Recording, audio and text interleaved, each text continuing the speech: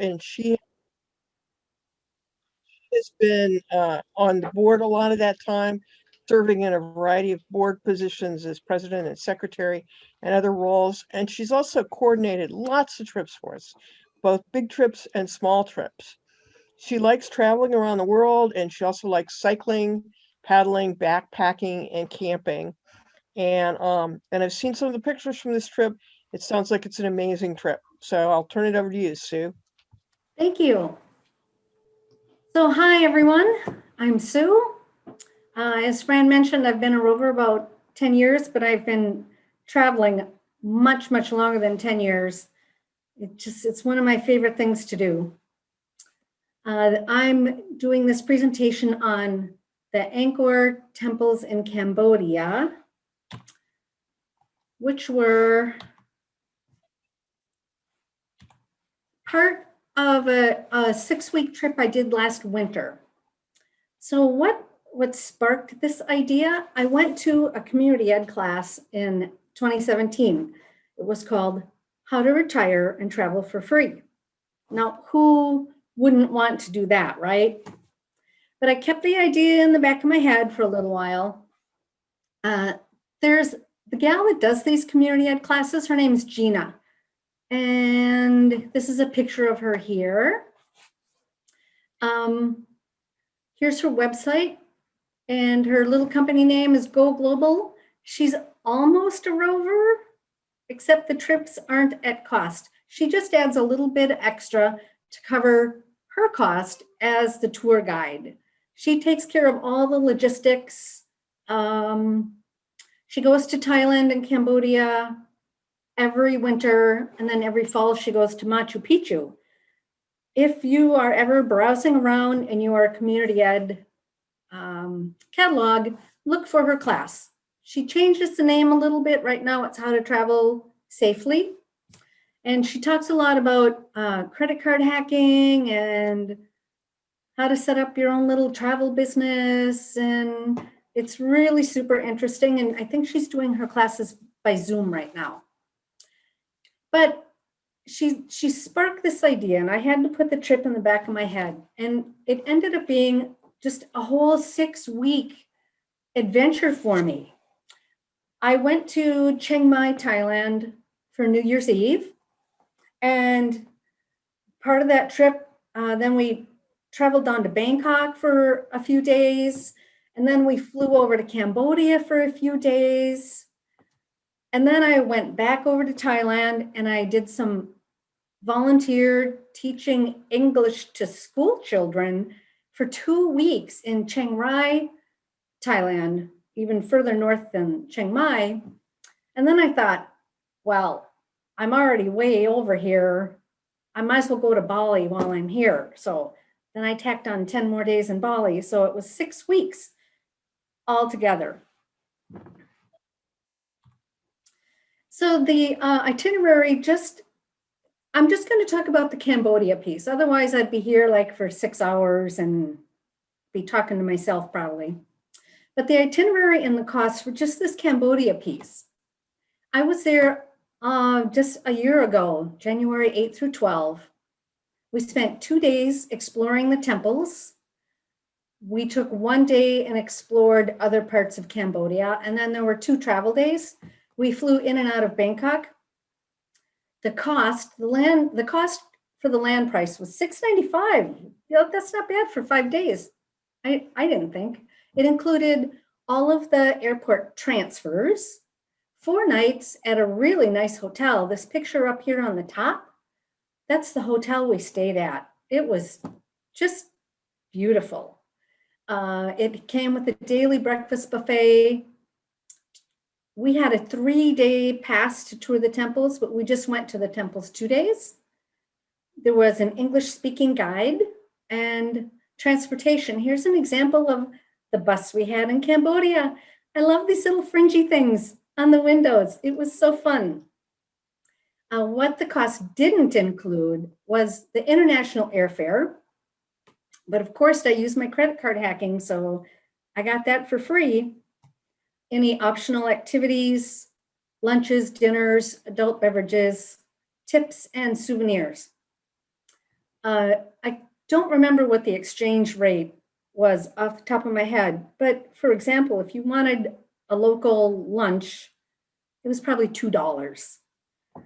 We had our laundry done locally, and that would be $1.50 for a big bag of laundry. A beer might be 50 cents or $1. So it's very economical to go over there. The internal flight that I paid from Bangkok over to Siem Reap was about $250. But I also used credit card points and ended up getting reimbursed for that. So Angkor, it's a Buddhist temple, but it's really a complex. It's about 400 acres. It's the largest religious monument in the world by land area. It used to be a Hindu temple dedicated to the god Vishnu, but gradually transformed into a Buddhist temple towards the end of the 12th century. It's about 3.5 miles from Siem Reap. And I would say the best time to visit is November to February. It's still hot and humid, but we didn't have any rain when we were there. But it was really hot and humid, really hot and humid. This is our group here. So you can see here's Gina and a couple of the friends that were on the trip with me are actually on the call. Dave and Barb here on the end.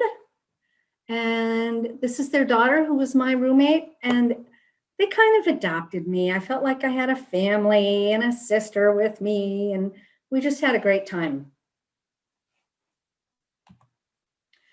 So the ticket price to get in, you can get a one-day ticket for $37 or a 3-day ticket for $62 or a 7-day ticket for $72. And they give you a little lanyard, you get the pass, and it's got your picture on it. And they are really good about checking to make sure that you paid to get in. Over the course of 2 days, we went to several sites. This is the whole complex here, the map.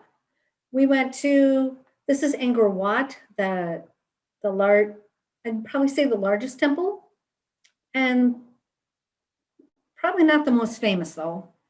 And then we kind of skipped around and went to other places, 4 and 6 and 11 and 14 and 19. Plus there was another temple we went to that was outside of this complex. These red lines here and the yellow orangish, they are circuits, and you could rent bicycles and actually ride your bicycle from temple to temple. Yeah, probably for rovers, you could do the whole thing. But again, it was really humid. And I've also seen regular bike tours, like bike tour companies that offer trips to Cambodia and Angkor Wat. I would highly recommend, even if you do go on your own, to get a local tour guide. This was our guide, Dam. He'd been a monk for a few years. Many of the men in Thailand and Cambodia, and I'm assuming Vietnam too, they're all Buddhist countries. They'll send the boys to monk school during rainy season when they can't work on the farm, and it helps them get an education and get these really nice qualities to make them more eligible bachelors. But he was really knowledgeable, not just about the temples, but the culture. And it was fascinating listening to all the stories about being a monk and what they can do and can't do. And it's just a totally different culture and way of life over there. So this was the first temple that we went to, Angkor Wat. This is the front view facing it. But we started in the back because our tour guide knew it was less crowded in the morning. So we start in the back and there's no crowd. We kind of had, there's not even any people in that picture, which you can see how many people are in the other picture. And anywhere that was open and not blocked off, we could just walk through. This stairway was not open, but as you look at the other pictures, anything that's not blocked off, you could go anywhere in these temples. This is one of the views I took looking down here through these columns. But if you look over here on the side, on the left side, it's all along that wall is a sculpture, a story. And this is one of the, just a little snippet of the story. And our tour guide would read these to us and tell us, it was like an evolutionary history of the temples and the times and life, just the day-to-day life. It was fascinating. But don't ask me, I just don't remember it because there was so much, but it was really fascinating. Here's some more reliefs and sculptures from the temple. As we were crawling around and exploring, there were some young teenagers here, and they were working for tips. And they did a little dance for us. It was pretty cool seeing them there. There was one section of this temple that was decorated and colorful with the claws and sashes and stuff. If you, over here on the left, you see this statue that is beheaded. They told us that people would come in and they would raid these and take the head off and sell them, you know, to museums or art collectors or whatever. It was too heavy to take the whole statue, so they would just take the head. So it was kind of sad to see in many, many of these temples there were headless Buddhas. This middle picture here is, there were some monks there giving blessings for a donation. And I hope you'll be able to see this. This little white bracelet is what you would get. And I got this one actually in Thailand on New Year's Day. And I've been wearing this for over a year now. It's just that special. When the monks put these on, they're not able to touch women. Women can't touch them. You can't touch their clothing. So they had to give it to our tour guide, and the tour guide actually put it on me. They have some really strict rules about what the monks can and can't do. Another temple that we went to, this one you guys should recognize, Ta Prohm. It's also known as the Jungle Temple, and it was also the filming location of Lara Croft Tomb Raiders. And it was pretty much in the same condition as when it was discovered. This picture on the right, I was just amazed that I could get this picture with no people in it. There's just, you can't see it, but there was a whole line of people waiting their turn to get their picture taken.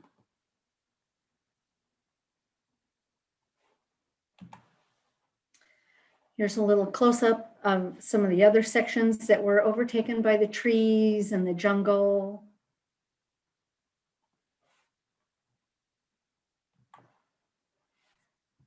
And again, you could just like walk into these rooms. It was so cool.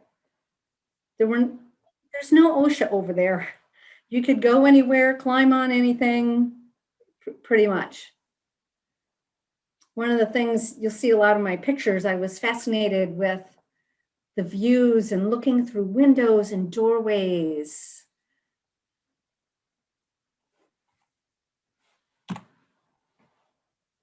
More trees growing through things.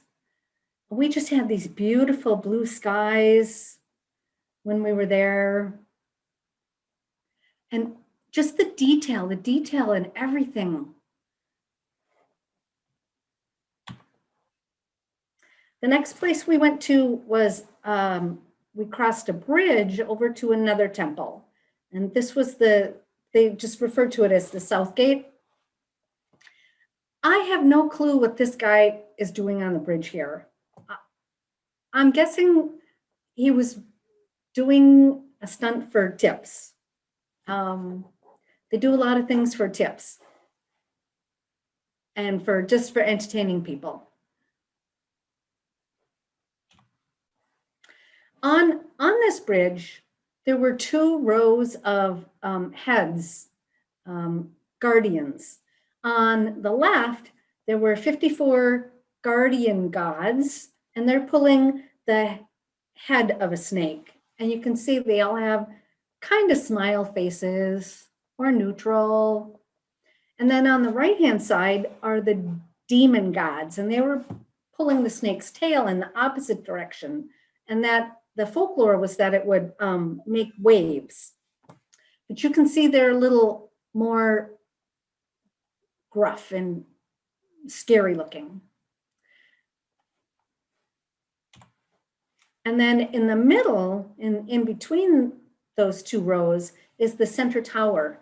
And it's capped by 3 faces. You can see the one face here, and then 2 on the sides.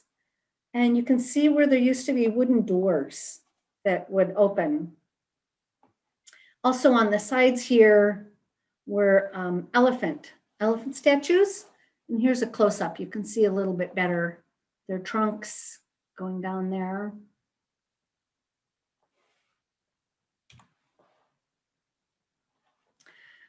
The next temple that we went to was called the Bayon Temple. And I'm sorry if anyone knows how to pronounce these. I'm sorry that I might be goofing up the names. The notable thing about this temple is there were 216 giant faces. And you can just, if you look closer, you can see them in here. Here's one, here's one, here's one, and there, and there, and up there, and there, and there. And of course, you know, the picture never does it justice when you're on these incredible adventures.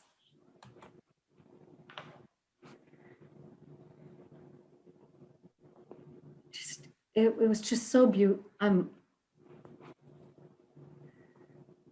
It's hard to describe unless you were there. I hope you guys have ginormous monitors to see these pictures.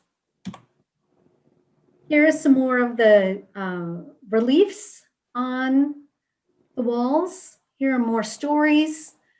In this top right one here, you can see they're cooking.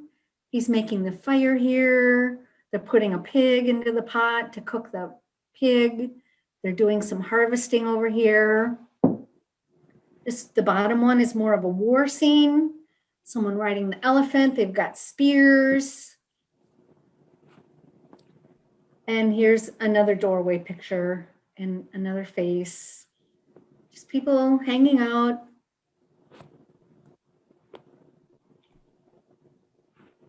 A lot of the reliefs on the temples were apsaras, and I might be saying this word wrong.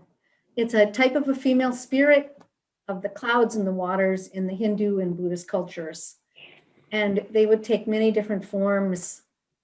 I would just walk along and you can touch any of this stuff. Not like here where it says, do not touch. And I just trace my hand along them. They were just, I had to experience it with more than just my eyes. I needed to touch it as well.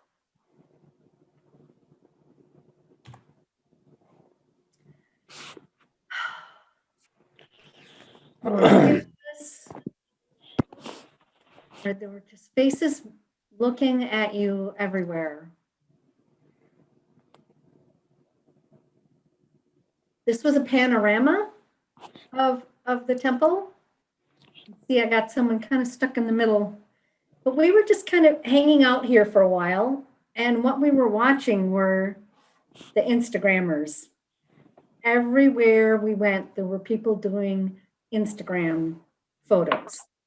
So here's a couple, we had to take pictures of the people taking pictures of themselves. So here you can see one lady and she's got two guys taking her picture. And then they switch places with another lady taking her picture. It was pretty entertaining watching all the Instagrammers. Here's another temple that we went to. It Pre Khan translates to Holy Sword. And again, I'm amazed that I got this picture with no people in it. This picture on the left was going to be an awesome picture. I was waiting for no people. And as soon as I hit the click button, that guy walked in the picture. So now I have to decide, oh, it looks even better with the person in it. And again, more pictures of looking through windows, and doors through doors.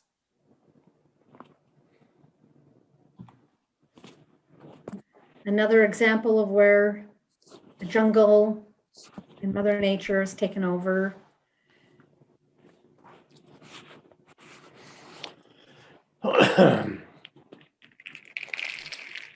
Don, would you unmute yourself, please? Thank you. This temple, Bante Sri, was also called the Pink Temple. The sandstone, the stone, granite, whatever it was made out of was, you can see it kind of has a pink hue. And this had monkeys guarding around, and these monkeys got to keep their heads.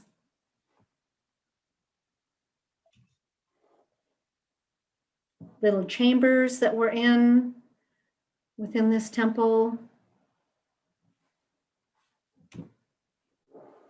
And then the last temple that we visited was called Pre-Rup, and it doesn't look like it was very steep or big, but this step here came up almost to my knee. I am only 5 feet tall, but still, it took quite a bit of effort to climb up these steps. And then the picture on the right is once I got on top, then I was looking down. You can see how hot I was. It was really humid. So those were the 2 days that we spent looking at the temples. And they each had their own personality. They were all different. We never felt like we were seeing the same thing over and over again. On our 3rd day, we went on a little jaunt with our tour guide.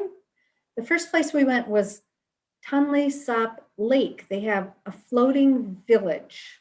We went in a longboat. This is us in our boat. There were some really big boats. It's a huge lake. And you can see the size of some of the boats that were on there. And this was a boat across from us just to see what the longboat looked like. This next picture is just a hoot. Again, people are working for tips and just trying to entertain the tourists. This dad took his 3 sons out, and at first we thought, oh, they're just waving hi at us. No, you look closer, and these kids had these snakes on them, which was just incredible. But the littlest boy, he's just not into it, is he? Like, oh, I gotta go out again. I'm so tired of this. What a way to make a living. Here is the village. Everything is floating. The houses, the restaurants, the churches, the stores, it's all floating. Here's some examples of houses, different houses. When we get to the Q&A part, don't ask me how they went to the bathroom, because Either I forgot or I didn't ask. I won't be able to answer that question. I don't know. Maybe they just went right in the lake. I don't know. The forms of transportation, though. Look at this little kid on the left. He looks like he might be 5. I don't know, maybe 6. Just out there paddling the big boat. And this, it's a little video that I'll run for you.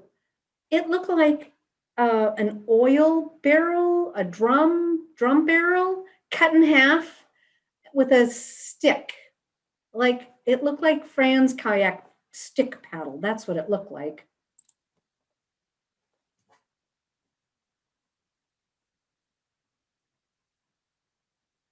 And that's just how they get around.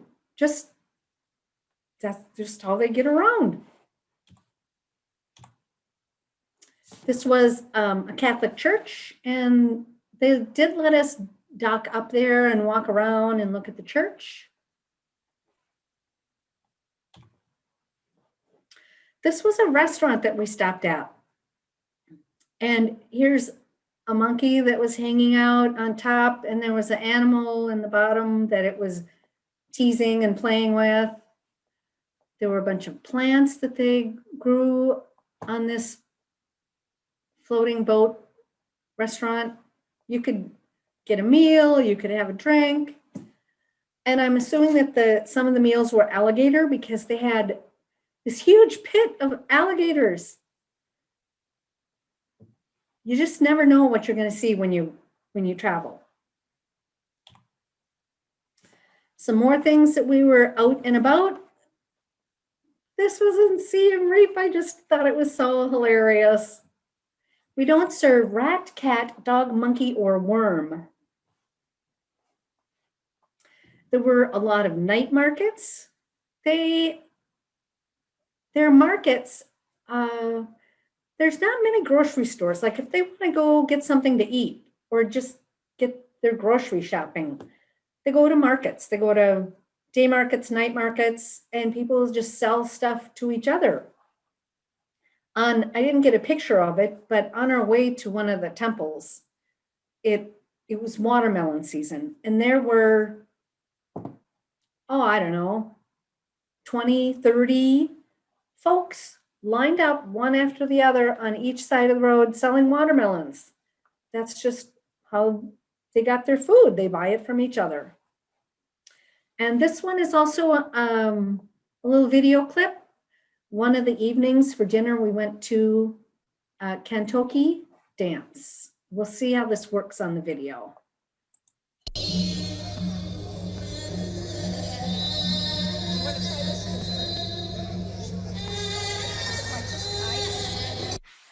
These were the same folks that we saw at that first temple.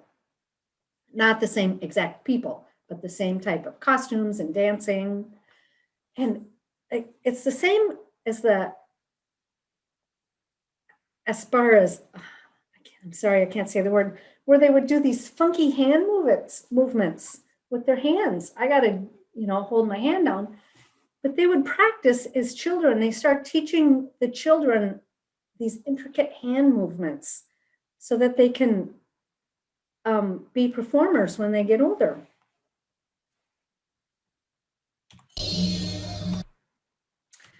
Also, when we were out and about, we stopped at this picnic area. It was really nice. A little beautiful boardwalk down there. These little huts. There were, I don't know, 30 of these little huts around this pond with the lotus flowers. And on the bottom right there is what it looked like inside the hut. And you could just rent it for an afternoon and have a picnic with your family.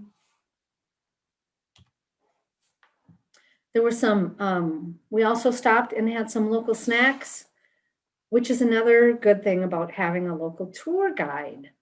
It's like, would you just randomly stop somewhere and, I don't know what this is, but I think I'm going to try it. Sometimes it's nice having someone take a bite first or tell you what it is that you're eating. Over on the right here is a lotus flower. And within it were these little beads, and they were delicious. They were just delicious. And how would you know that? You wouldn't know that. We just had the best guides. We had a guide in Thailand as well that was also fabulous. Here's one of those markets I was mentioning. So colorful. All the different foods laid out. This is fish here, dried fish that they had caught. Some of the markets had meat, like chicken.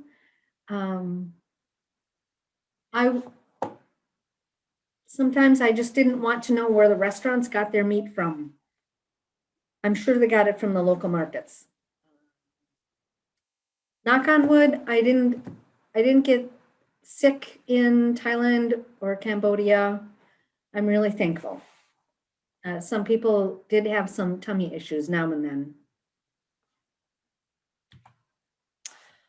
Oh, and sadly, the trip came to an end.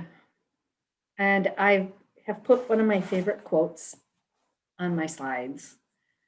The world is too big to stay in one place, and life is too short to do just one thing.